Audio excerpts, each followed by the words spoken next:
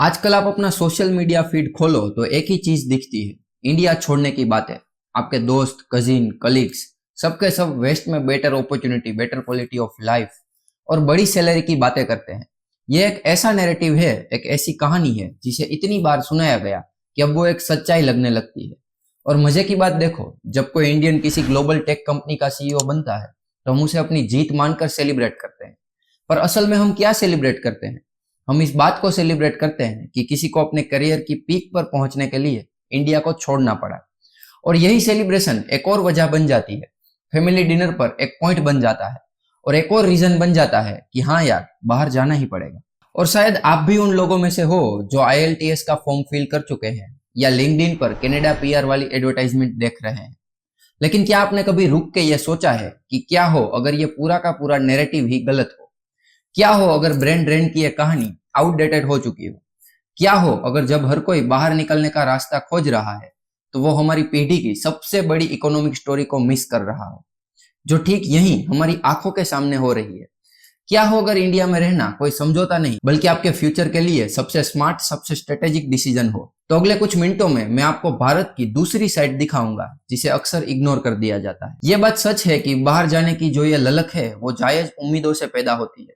सालों तक ये एक अचीवेबल टारगेट था।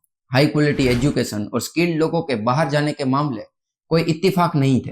बाहर जाने की इच्छा की एक हिस्ट्री और एक रियल एक्सपीरियंस है। जो कैलकुलेशन हमारे पेरेंट्स की जनरेशन के लिए सही थी, उसमें बाहर जाना तरक्की का एक रास्ता था। लेकिन समस्या तब शुरू होती है जब हम फ्यूचर को पास्ट के चश्मे से देखते हैं। पुराना नैरेटिव कहता है कि इंडिया एक स्ट्रगल है और वेस्ट एक रिवॉर्ड है। लेकिन ग्राउंड पर एक बड़ा चेंज आ रहा है। वेस्टर्न इकोनॉमी स्लो ग्रोथ से जूझ रही है और इंडिया दुनिया में ग्रोथ का हब बन चुका है। और जब आप आज का डेटा देखते हैं तो वो कुछ और ही कहानी कहता है।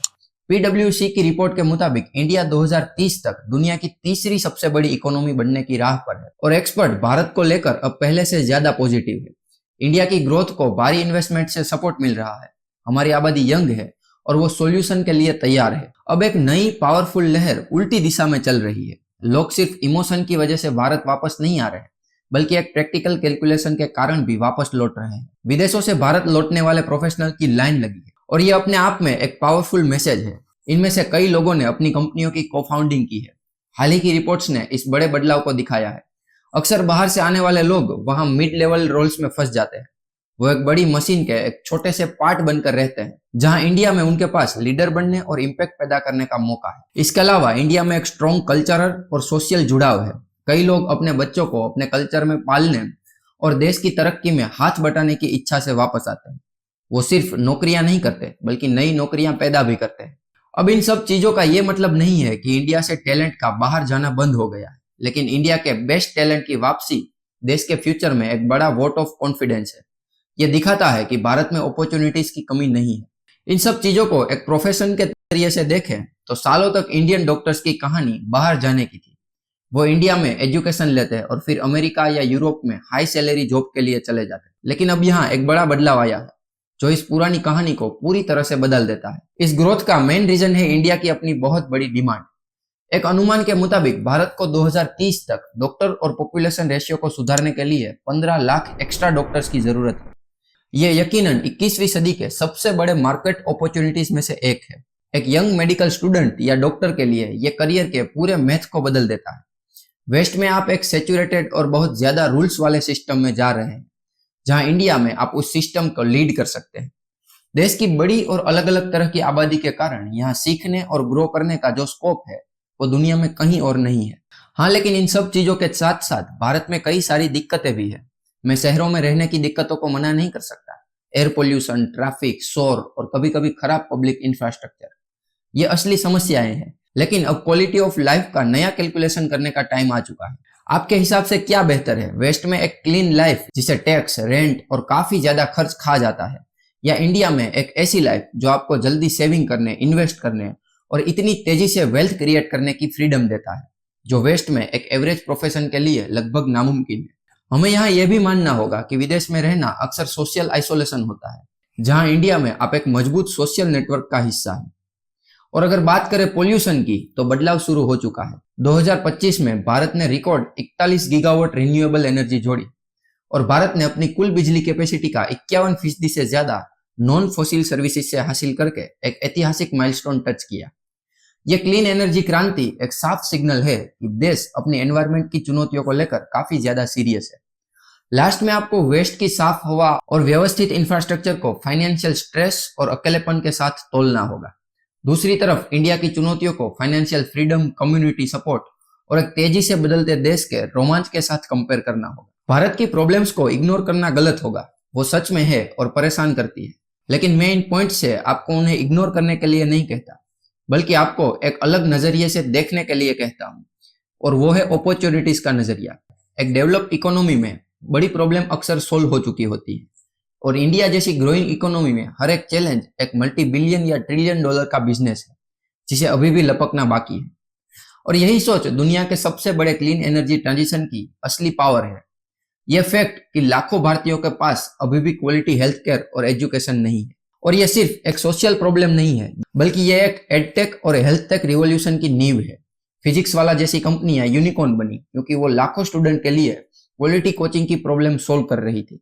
और यह भी सच है कि भारत की बहुत बड़ी आबादी बैंकिंग सिस्टम से बाहर थी। इसी वजह से इंडिया में फिनटेक ब्लास्ट हुआ। भारत के यूपीआई डिजिटल पेमेंट की दुनिया में एक ग्लोबल केस स्टडी है।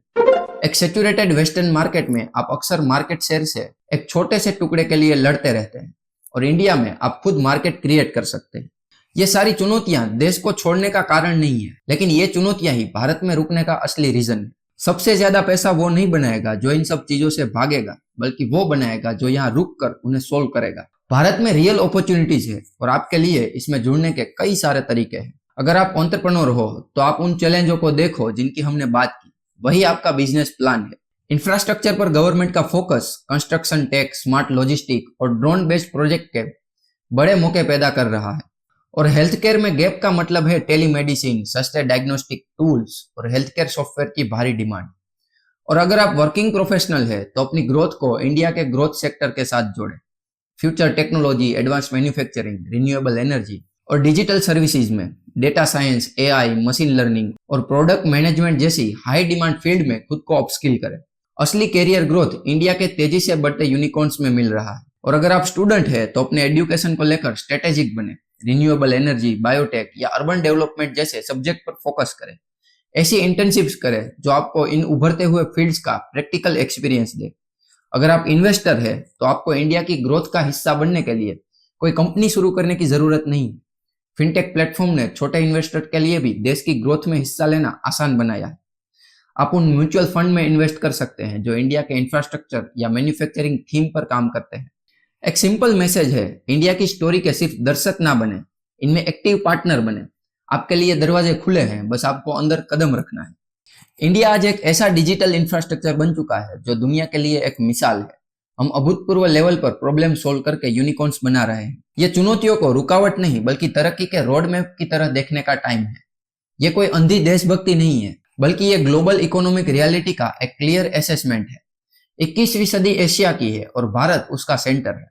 और अभी भारत से जाना मतलब थिएटर से ठीक उसी समय बाहर निकलना जब मेन प्ले शुरू होने वाला है। फैसला आपका अपना है, लेकिन इसे सही जानकारी के साथ ले।